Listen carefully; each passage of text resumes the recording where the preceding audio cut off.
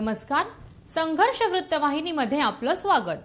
घेऊया ठाणे आणि आसपासच्या परिसरामधील घडणाऱ्या महत्त्वाच्या घडामोडींचा आढावा.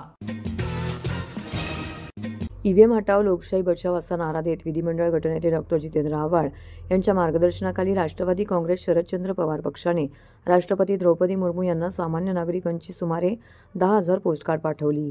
गेल्या काही निवडणुकांचा धांडोळा घेतल्यास ईव्हीएमबाबत जनतेच्या मनात संशयाचं वातावरण निर्माण झालं आहे. त्यातच प्रत्यक्ष मतदान आणि ईव्हीएममधील मतदान यामध्ये तफावत असल्याचीही काही प्रकरणे उघडकीस आली आहेत. ही बाब गंभीर असून निवडणूक आयोगाच्या कार्यपद्धतीवरती संशय निर्माण करणारी आहे, असा आरोप डॉ. जितेंद्र आव्हाड यांच्या मार्गदर्शनानुसार जिल्हाध्यक्ष सुहास देसाई, कार्याध्यक्ष प्रकाश पाटील, महिलाध्यक्ष सुजाताताई घाग, महिला कार्याध्यक्ष सुरेखाताई पाटील यांच्या नेतृत्वाखाली ठाणे जिल्हाधिकारी कार्यालयासमोर हे स्वाक्षरी अभियान राबवण्यात आले. या ठिकाणी कोरे पोस्टकार्ड ठेवून ईव्हीएम घोटाळ्याबाबत जनजागृती करण्यात आली. तसेच नागरिकांना आवाहन करून राष्ट्रपतींना पत्र पाठवण्याचं आवाहन करण्यात आलं. सामान्य भारतीय नागरिकांच्या मनात ईव्हीएमबाबत संशय अधिकाधिक गडद होत असल्याने भावी काळात लोक मतदानापासून दूर जाण्याची शक्यता असल्याने ईव्हीएमवरती बंदी आणून जगभरात ज्या पद्धतीने मतपत्रिकेवरती मतदान घेतलं जातं आहे त्याच पद्धतीने भारतात मतपत्रिकेवरचा वापर करावा, अशा आशयाचा मजकूर या पोस्टकार्डवरती लिहिण्यात आला होता. ही सर्व पोस्टकार्ड मुख्य डाक कार्यालयातील पत्रपेटीमध्ये डॉ. जितेंद्र आव्हाड यांनीच टाकली. ईव्हीएम हॅक केलं असा आमचा आरोप नाही, ईव्हीएम टॅम्पर केलं असा आमचा आरोप आहे. त्या आरोपावर आम्ही कायम आहोत. 17C जो फॉर्म आहे, 17C फॉर्म आणि झालेलं मतदान हे जर जुळत नसेल तर कुठेतरी काहीतरी घोटाळा आहे. 5 वाजता काहीतरी 52% मतदान होतं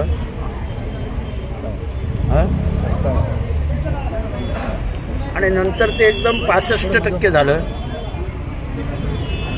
68% झालं. ही टक्केवारी कुठून कशी वाढली? 5 ते 6 मध्ये किती मतदान झालं? कारण का 5 पर्यंत तुम्ही दिलेले आकडे हे 7 ते 5 झालेल्या मतदानावरचे आकडे असतात. मग एकदम 13% वाढ म्हणजे झालेल्या मतदानाच्या 1/4. म्हणजे दिवसभरात जर 100 लोक आली असतील तर 25 लोक हे फक्त एका तासात आली. म्हणजे हे जर हजारात केलं आपण तर कसं शक्य आहे? एका मशीनवरती ज्या पद्धतीने ते वोटिंग करतायत त्याच्यात एका मशीनला साधारण एका तासाला 60-70 माणसं, 80 माणसं मतदान करू शकतात. जर 76,000 मतं वाढली आहेत तर ती कुठनं वाढली? हा प्रश्न आहेत ना सगळे. आणि निवडणूक आयोग काहीच बोलायला तयार नाही. टाकलेली मतं आणि मोजलेली मतं याच्यात फरक येतोय. खरं ती ईव्हीएम म्हणजे कॉम्प्युटर आहे. 1-1-1-3, 1-1-1-1-1-4. मग असं कुठलं मोठं रॉकेट सायन्स आणावं लागतं, 2 दिवस थांबावं लागतं? हा सगळा इलेक्शन कमिशनचा कोणाच्या तरी आदेशानुसार घोळ आहे. आणि हा घोळ हे जनआंदोलन उभं राहील. माझी खात्री आहे की हे जनआंदोलन पूर्ण भारतभर जाईल आणि भारत या प्रश्नाचं उत्तर मागेल. आजचं आंदोलन आहे हे जन आंदोलन आहे, हे कुठच्याही पक्षाचं नाहीये. लोकांनी उत्स्फूर्तपणे दिला प्रतिसाद आहे की ईव्हीएम हटाव, देश बचाव, लोकशाही वाचव. आणि लोकशाही वाचवण्यासाठी आम्ही बाहेर पडलेलो आहोत. लोकशाही बचाव आणि ईव्हीएमच्या विरोधात ही पत्र लिहिलेली आहेत. ते हटवण्यासाठी आम्ही सगळे पोस्टामध्ये चाललो. शाश्वत नोकरी मिळण्याची कोणतीच खात्री नसली तरी स्वतःचा उद्योग व्यवसाय सुरू करण्याच्या दृष्टीने impact academy for skill development Thane आणि rotary club of Thane Hiranand आणि लीजंड्स यांच्या संयुक्त विद्यमाने ठाणे जिल्ह्यातील तरुणांना बारामती येथील कृषी विज्ञान केंद्रात नेऊन बेकरी उत्पादनं, लाडू, चिवडा, चकल्या, ढोकळा, बिर्याणी यांची प्रात्यक्षिकं शिकवून व्यवसायासाठी प्रेरित केलं. तरुणांनी नोकरीच्या मागे न धावता उद्योग व्यवसाय सुरू करण्याचे सल्ले दिले जातात, मात्र सल्ला न देता प्रत्यक्षात व्यवसाय उद्योग कृतीत उतरवला आहे. ठाणे जिल्ह्यातील दुर्गम आदिवासी भाग त्याचप्रमाणे ग्रामीण शहरी भागातील तरुणांना व्यवसाय करण्यासाठी रोटरी क्लब प्रवृत्त करत आहे. यासाठी बारामतीमधील कृषी विज्ञान केंद्रात युवकांना नेऊन नवनवीन उद्योगाचे धडे दिले असल्याची माहिती मुख्य होस्ट क्लब ठाणे हिरानंदिनी लिजंडचे अध्यक्ष निलेश दहीफुले यांनी दिली आहे. भाजपाच्या विधिमंडळ गटनेतेपदी देवेंद्र फडणवीस यांची एकमताने निवड झाल्यानंतर भाजपाचे ठाण्यातील कार्यकर्त्यांनी जल्लोष केला. भाजपाचे ठाणे शहर जिल्हाध्यक्ष संजय वाघुले यांच्या नेतृत्वाखाली वर्तकनगर येथील पक्ष कार्यालयासमोर भाजप पदाधिकारी व कार्यकर्त्यांनी दुपारी फटाके फोडत विजयाच्या घोषणा देऊन आनंदोत्सव साजरा केला. भाजपाच्या विधिमंडळ पक्षाची मुंबईमध्ये बैठक झाली. या बैठकीत विधिमंडळ पक्षनेतेपदी देवेंद्र फडणवीस यांची निवड झाल्याचे वृत्त पकडताच भाजपाच्या वर्तकनगर येथील विभाग कार्यालयात जल्लोष करण्यात आला. विधानसभा निवडणुकीत पदाधिकारी आणि कार्यकर्त्यांनी एकसंधपणे केलेली मेहनत फळाला आली असल्याची भावना कार्यकर्त्यांकडून व्यक्त करण्यात आली. त्यानंतर जिल्हाध्यक्ष संजय वाघुले यांच्या नेतृत्वात मिठाई वाटप करून महिला कार्यकर्त्यांनी फुगड्या घालून आनंद व्यक्त केला. यावेळी माजी नगरसेवक, माजी नगरसेविका, जिल्हा पदाधिकारी आणि कार्यकर्ते मोठ्या संख्येने उपस्थित होते. ठाणे महानगरपालिकेचे मालमत्ता कर म्हणजेच प्रॉपर्टी टॅक्स भरण्याचे आवाहन. सन 2022-23 या आर्थिक वर्षाचे मालमत्ता कराचे म्हणजेच प्रॉपर्टी टॅक्सचे बिल ठाणेकर करदात्यांना महापालिकेमार्फत आर्थिक वर्षाच्या सुरुवातीस म्हणजेच माहे एप्रिल 2022 मध्ये देण्यात आलेले आहे.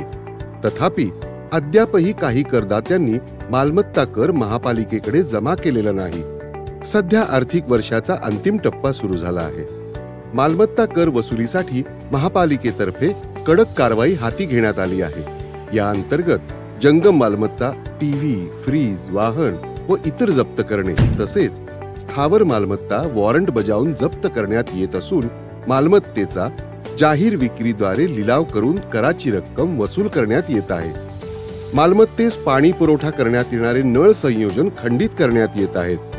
त्याचप्रमाणे थकीत मालमत्ता करावर 2% व्याज आकारले जात असल्याने भरावयाची रक्कम वाढत आहे. आपला मालमत्ता कर propertytax.thanecity.gov.in या लिंकद्वारे तसंच गुगल पे, फोन पे, पेटीएम याद्वारे ऑनलाईन पद्धतीने करण्याची सुविधा उपलब्ध करून दिली आहे. शनिवार, रविवार व सार्वजनिक सुट्टीच्या दिवशी नागरिकांना मालमत्ता कर भरणे सोयीचे व्हावे याकरता महापालिकेचे मालमत्ता कर संलग्न कार्यालय या दिवशी कार्यान्वित ठेवण्यात आलेले आहे. तरी मालमत्ता कर वसुलीची अप्रिय कारवाई टाळण्याच्या दृष्टिकोनातून मालमत्ता कर भरून महापालिकेस सहकार्य करावे. धन्यवाद. भारतरत्न डॉक्टर बाबासाहेब आंबेडकर यांच्या महापरिनिर्वाण दिनानिमित्त त्यांना अभिवादन करण्यासाठी देशातून लाखो अनुयायी चैत्यभूमीवरती येत असतात. त्यांची गैरसोय होणार नाही याची दक्षता घेऊन संबंधित सर्व यंत्रणांनी समन्वयाने काम करावे असे निर्देश मुख्यमंत्री एकनाथ शिंदे यांनी आज दिले. दरम्यान महापरिनिर्वाणानिमित्त 6 डिसेंबर रोजी मुंबईत स्थानिक सुट्टी जाहीर करण्याचे निर्देशही मुख्यमंत्र्यांनी यावेळी दिले. डॉक्टर बाबासाहेब आंबेडकर या महापरिनिर्वाण दिनानिमित्त चैत्यभूमी येथे होणाऱ्या अनुयायांसाठी करावयाच्या सोयीसुविधांचा आढावा मुख्यमंत्री एकनाथ शिंदे यांनी दूरदृष्टी प्रणालीद्वारे घेतला. या बैठकीस माजी उपमुख्यमंत्री देवेंद्र फडणवीस दृश्य प्रणालीद्वारे उपस्थित होते. मुख्य सचिव सुजाता सैनिक, महसूल विभागाचे अप्पर मुख्य सचिव राजेश कुमार, पोलीस महासंचालक रश्मी शुक्ला, बृहन्मुंबई महानगरपालिकेचे आयुक्त तथा प्रशासक भूषण गगराणी, मुख्यमंत्र्यांचे अप्पर मुख्य सहाय्यक विकास खारगे, मुख्यमंत्र्यांचे अप्पर मुख्य सचिव विकास खारगे, प्रधान सचिव ब्रिजेश सिंह, नगरविकास विभागाचे प्रधान सचिव डॉक्टर के गोविंदराज, गृह विभागाचे प्रधान सचिव अनुप कुमार सिंग, सामाजिक न्याय विभागाचे सचिव विजय वाघमारे, सार्वजनिक बांधकाम विभागाचे सचिव संजय दशपुते, कोकण विभागीय आयुक्त डॉक्टर राजेश देशमुख, मुंबई शहर जिल्हाधिकारी संजय यादव यांच्यासह संबंधित विविध यंत्रणांचे अधिकारी येथे उपस्थित होते. गृहनिर्माण आणि नगरविकास खात्याच्या स्थायी समितीची बैठक आज संसद भवन दिल्ली येथे संपन्न झाली. यावेळी ठाण्याचे खासदार नरेश म्हस्के यांनी केंद्रीय निधीचे योग्य नियोजन करणे, विकास कामांवरती देखरेख ठेवणे, झालेल्या कामांचं ऑडिट करणे अशा महत्त्वपूर्ण योजना केल्या. गृहनिर्माण आणि नगरविकास खात्याच्या कमिटीत देशातील शहर विकास, नियोजन, गृहनिर्माण या विषयांवरती निर्णय घेतले जातात. केंद्र सरकार देत असलेल्या निधीचं नियोजन आणि त्यांचा वापर योग्य पद्धतीने होतो की नाही यावर चर्चा करून निर्णय घेतले जातात. काही ठिकाणी फक्त दिखाव्याकरिता सल्लागार कंपनीतर्फे सादरीकरण केलं जातं आणि केंद्राकडून निधी उपलब्ध करून घेतला जातो. प्रत्यक्षात बऱ्याच योजना या सादरीकरणासाठी असतात. असे उपक्रम पुढे सुरू राहत नाहीत, अल्पावधीतच ते बंद केले जातात. याकरिता सल्लागार कंपन्यांच्या रिपोर्टवर अवलंबून न राहता शासनाने स्वतः देखरेख ठेवणं गरजेचं आहे. तसेच केंद्र सरकारने झालेल्या विकासाचे ऑडिट करणं देखील गरजेचं असल्याचं मत नरेश मस्के यांनी व्यक्त केलं. तर हे होतं संघर्ष वृत्तवाहिनीचं आजचं बातमीपत्र. उद्या पुन्हा भेटू याच वेळी याच ठिकाणी ताज्या घडामोडींसह. तोपर्यंत नमस्कार.